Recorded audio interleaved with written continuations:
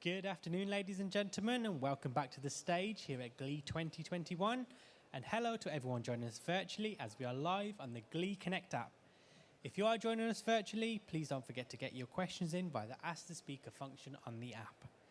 Right, next up, we have Kate Usher, Senior Trend Editor of the Trend Bible, with her trend update on the future of outdoor living. So please put your hands together for Kate, please. Hello, everyone. It's lovely to be here today. I'm a senior consultant at Trend Bible. Just start by telling you a little bit about myself.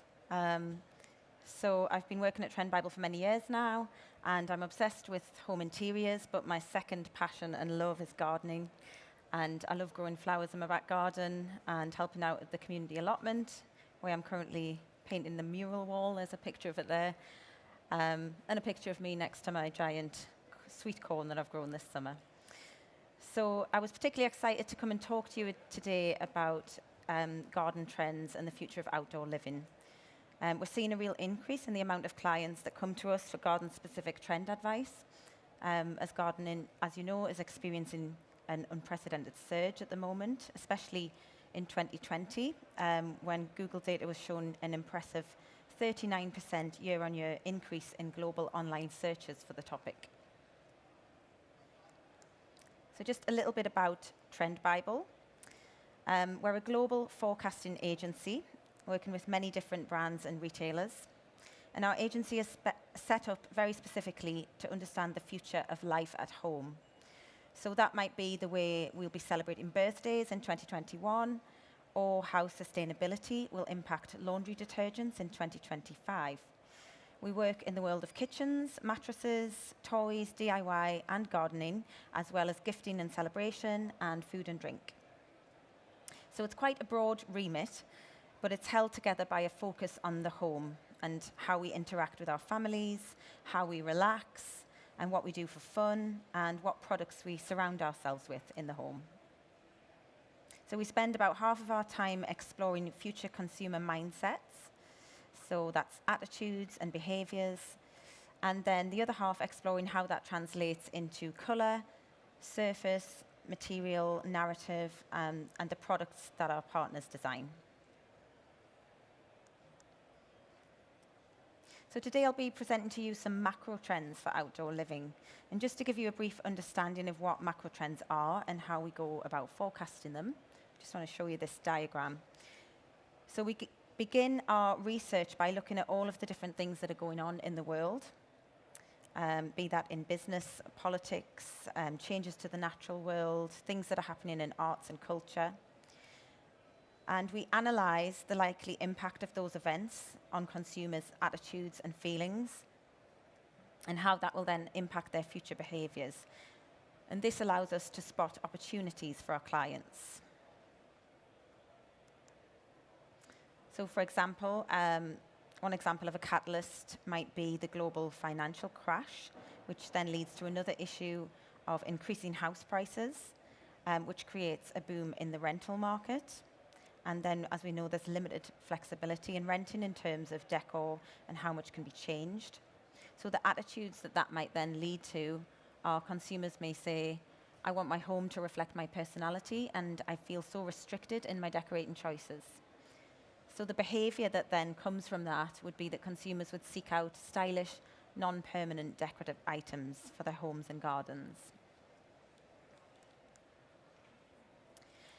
So before I dig into the macro trends, I'd like to talk to you about some of the key fundamental shifts that are driving change for your consumers. These bigger picture shifts will form the foundation for the macro trends. So the first one is remote working. Obviously, 2020 created a huge revolution in the way that we live and work. So many people will now continue to work from home indefinitely or adopt some kind of hybrid working model, which means we now have a decentralized workforce. So less people are concentrated in cities, less people taking that daily commute. Big tech companies like Siemens and Spotify are already beginning to offer new work from anywhere policies for their employees.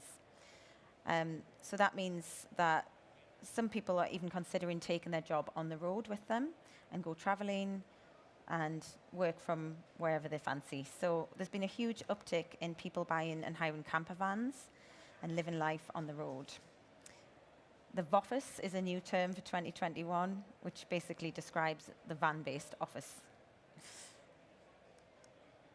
The second fundamental shift is the climate crisis. Now, obviously, the climate crisis is not new. As we know, it's been happening for at least 30 years or more.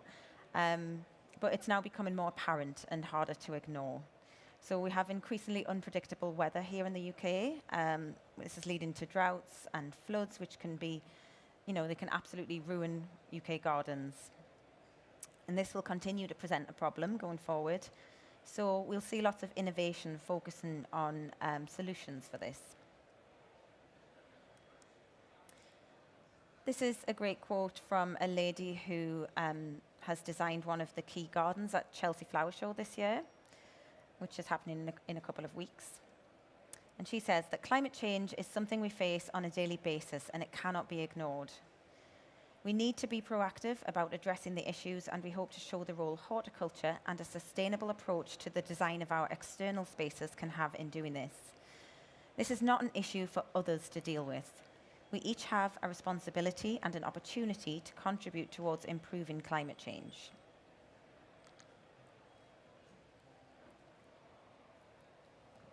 So this is an installation which was at Milan Design Week last week. And it's called Natural Capital, designed by Carlo Ratti, and it's a walking data visualization located in Milan's Botanical Garden in Brera. It features giant floating spheres, which help visitors to visualize just how much carbon is offset by each tree, shrub, or plant in the garden. So this sort of thing invokes a sense of accountability and encourages people to think about the natural environment around them.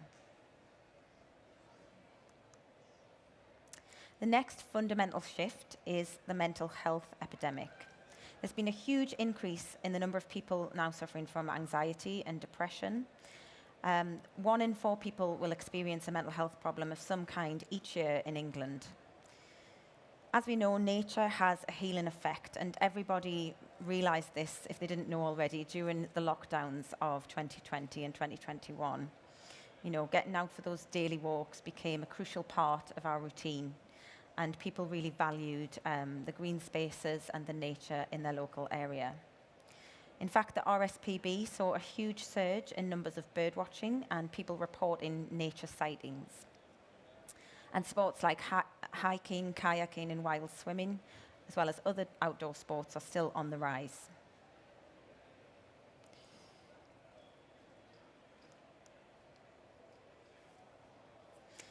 And the final fundamental shift, which really is quite an important one, is the rise of artificial grass and the growing popularity of that. So Evergreens UK has seen a 120% rise in sales since 2015, while Grass Direct report that they are 50% up on sales this year. So whilst it has some great advantages, being low maintenance and it looks neat and tidy, doesn't need to be cut, it does have a huge negative impact on biodiversity. So the global market for artificial lawns is projected to be worth 5.8 billion by 2023, so it's still growing.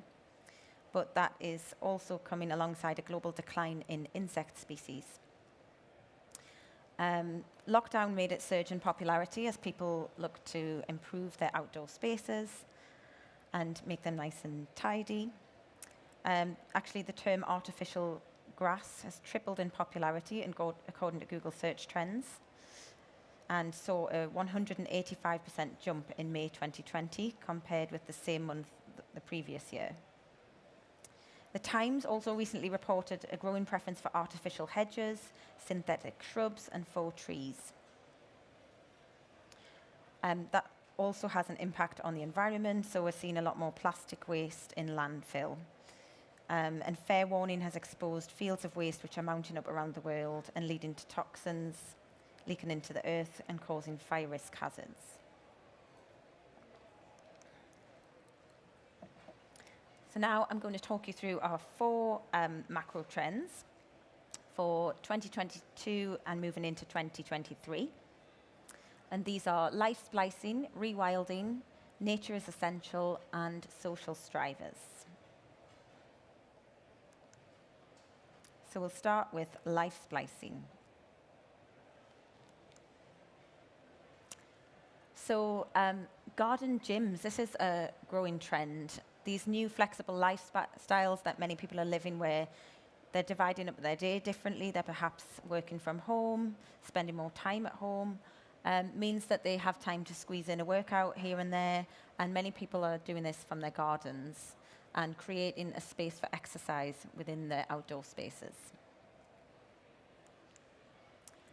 We're also seeing a rise in garden zoning.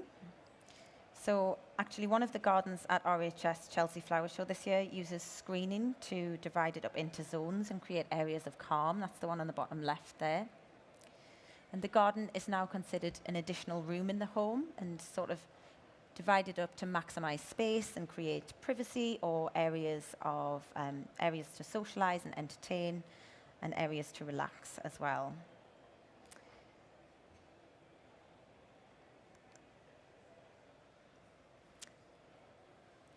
There's been a trend towards working outdoors as well. So searches for garden office pods are up 174% over the past year. And a London design studio have created this modular garden office made from plywood. That's the top 2 images. They claim it's easier to install than IKEA furniture. And it features stylish curves and wood cladding for insulation. A pop-up version was placed in Peckham in London as part of London's Design Festival Trail last year. And another company called Denizen have created 3D pod printing. So they basically offer sustainable offices that support remote work life and can provide an escape from the distractions at home. These prefabricated offices are designed with everything you need for the perfect office day. And with just a subscription, you can temporarily install it anywhere in the world. So that's the image on the right there. And then I'm sure we'll all have come across the problem on a sunny day, if you've ever tried to work outdoors with your laptop and it's too bright. You'll have come across this problem. And a guy called Matan Reshta is an industrial designer who's designed a clever solution for screen glare from the sun. And it's basically a hooded lounger with a little pop-out table for your laptop. And you can supposedly take that to the park with you, although it does look quite bulky.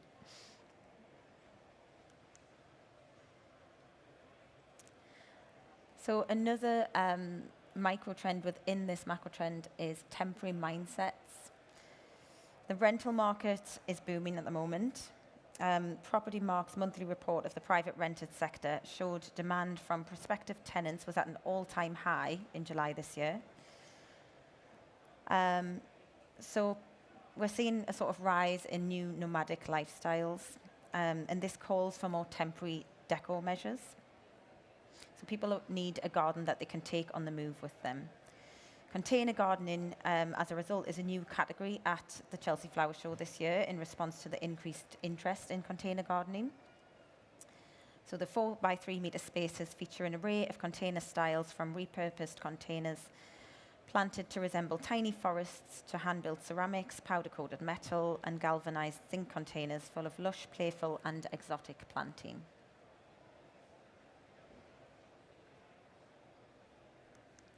The next macro trend is rewilding.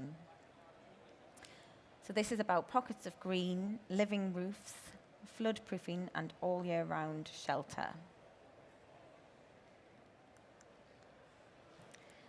So Project Blossom has just been announced by the National Trust, and it's basically a new blossom garden in Charterhouse Heritage Park will mark Coventry's tenure as the City of Culture. And also this month, the locations and plans for blossom plantings in other cities such as Newcastle, Nottingham and Plymouth have been revealed. So all plantings will help towards the Trust's ambition to plant and establish 20 million trees by 2030 to help fight against climate change and create more homes for nature. They've also confirmed 46 new blossom projects which will be planted on its land, which it cares for, across the country in the next few months. The image on the left is from Selfridge's pop-up garden centre, which was outside their store this summer, and it features a wild planting installation. So we're starting to see brands and companies use spaces within urban environments and regreen them and rewild them and bring nature into the city.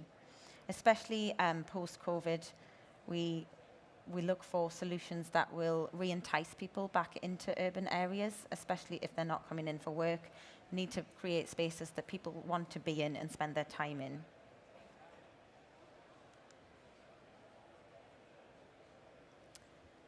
So living roofs as well are a big trend, and garden and outdoor structures will begin to blend into their surrounding environment increasingly over the next few years, with living roofs and built-in natural ponds combined with contemporary shapes and materials like wood cladding.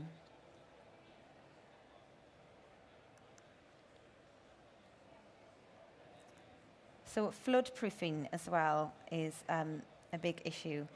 The Cool Garden at Rosemore in Devon is situated in a location with some of the highest recorded annual rainfall in the UK. And the designer, Jo Thompson, said she wanted to harness the abundance of water by channeling it to a particular site to create a bog garden. And this is a good example of how gardeners need to embrace the conditions they have to work with and turn a potential problem into a focal point. So the garden channels heavy rainwater through a series of water rills which run throughout the garden. And a garden designer called Nigel Dunnett has released a book recently called Naturalistic Planting Design, The Essential Guide. And he advocates for rain gardens that filter and absorb the rain rather than letting it run into mains where it can cause dangerous flash flooding. He says, disconnect your downpipes. In his sloping town front garden, all rain from his house is directed through a colourful matrix of water-loving plants such as astilbes, lithrum, crocosmia, and ligularia, and then soaks safely back into the earth. So on a smaller scale, householders could create a sunken area where the water tends to collect in their garden and plant with damp-loving plants to safely absorb the runoff. And then the image on the left there is a raised walkway. So it's another solution for gardens is to raise an area where your seating area and furniture are to protect from floods.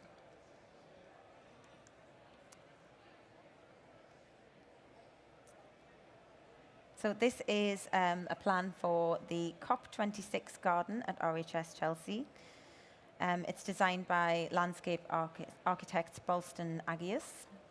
And the garden will have two clear goals: to be a clear exposition of the climate change crisis, but also to show visitors what they can do at home within their communities to make a difference. So the four key areas of the garden will explore the themes of decline, adaptation, mitigation, and balance.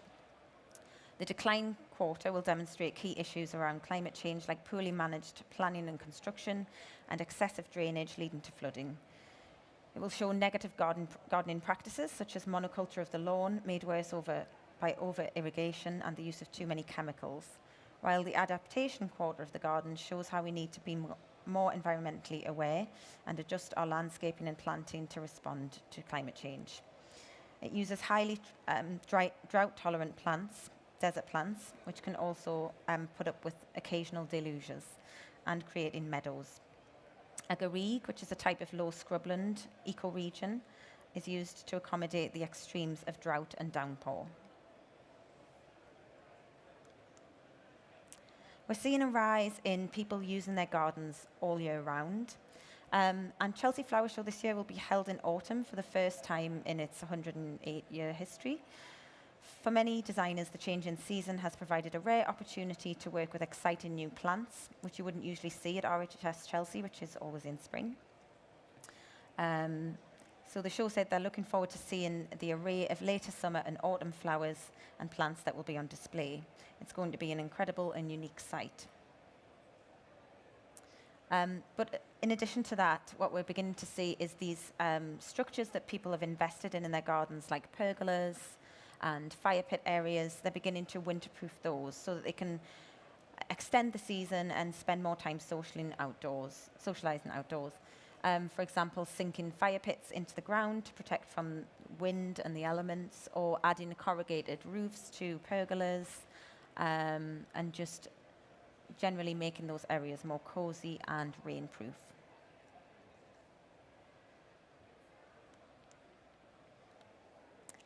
There's also been an uptick in the use of wild grasses in the gardens.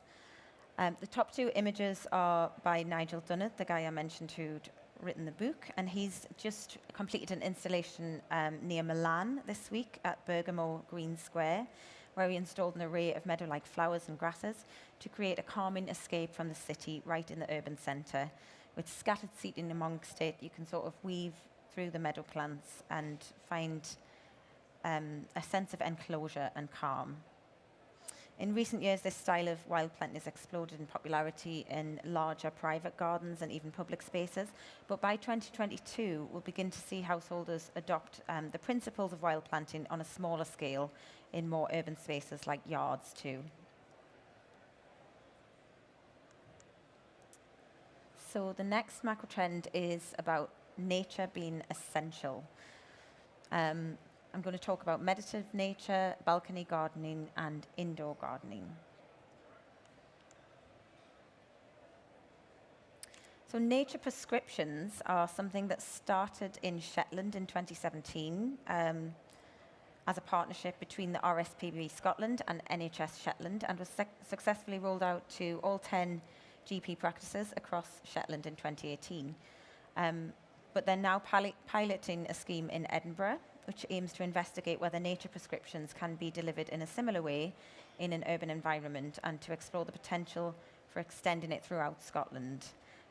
So, people who go to the doctor with depression, anxiety, mental health problems will be given the usual forms of treatment alongside a nature prescription and a leaflet informing them on where to enjoy the best walks and immerse themselves in nature.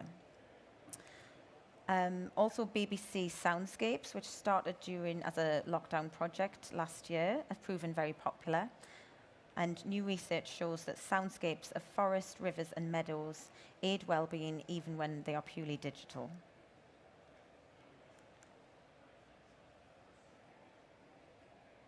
So small space gardening is being championed, and balcony gardens have become extremely popular, especially for those who don't have gardens. It's been championed this year at RHS Chelsea, with 5 of the show gardens being balcony gardens for the first time. It's an incredible fact that 1 in 8 people, or 12% of the UK, have no access to their own private or shared garden. So it's really important to cater to this 12% and think about how they can green up their spaces. So solutions which make it easy for people in high-rise living to enjoy all of the activities that those in gardens can, like barbecues. We really love that clip-on barbecue project, which just goes onto the rail of the balcony, and it's an electric barbecue.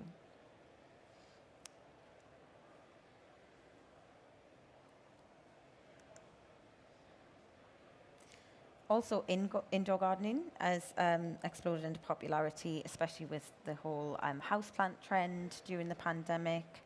But obviously, we need to look at what's the move on from this. And we believe there'll be, by 2022, a bit of a hybrid mixture of faux plants mixed in with real plants, just to reduce the amount of time it takes to care for and water those plants. We're also seeing a quite bonkers trend called gardening, which is basically people planting in their dashboards of their cars. Bit of a strange one, not for everyone. But it's just really reiterates the fact that people are really needing those plants in their life and want to take them with them wherever they are. There's also a rise in microclimate terrariums and growing indoors. So this product on the bottom right is called the Sustainable Family Garden. and it's a radical concept by a Chinese industrial designer, which encourages the redesign of life cycles and resources so that all products can be reused. The final macro trend I'm going to talk to you about is social strivers. So this is driven by a very different mindset, a different consumer to the rewilding trend, perhaps. It's very much about keeping up with the Joneses and creating a garden that is perhaps inspired by Love Island. And it's really for the social entertaining crowd, those people who want to invite their friends round to the garden and have a good time. This customer wants convenience. They want a neat, tidy garden, which is centered around entertaining friends and family. Then perhaps not so concerned about sustainability or biodiversity, although that's not everyone. I'm really generalizing there. So this is the garden bar. As we know, garden bars have become extremely popular. Everyone is looking for garden bar ideas, with internet searches skyrocketing by over 122% over the last 12 months. That's from research by Made.com. For 2022 and 23, the garden bar will become increasingly more sophisticated in its styling, with tiki or boho chic style, cane, rattan, and wicker being key. And we'll also see solutions for smaller spaces. So perhaps you don't have a garden, you just have a yard or a balcony, but you still want to have a bar. So these kind of drop-down DIY bar solutions are really trending on Pinterest.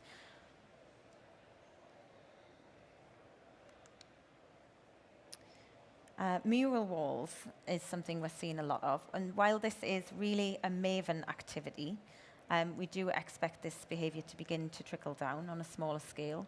So this is driven by that desire to impress and make your home stand out. People are installing these eye-catching mural walls on the outside of their homes and their yards to brighten up their entertaining spaces. The top left image is actually a friend of mine who is an artist called Bob Ziller, and he has made a living doing murals for bars and restaurants, hotels, but he's recently been moving into the residential sector because people are wanting them on their garden walls, which is an interesting behavioral change.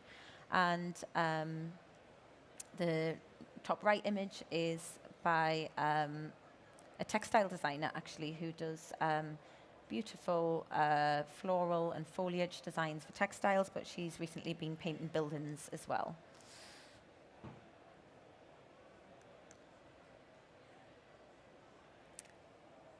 So sunken seating areas as well are really popular, and downlighting. So anything that kind of adds a real special effect and makes the garden feel a little bit more elevated, a little bit more fancy. We'll see a lot more of these rendered plant bed walls, raised planting in beds with white painted walls for that kind of Ibiza boho styling.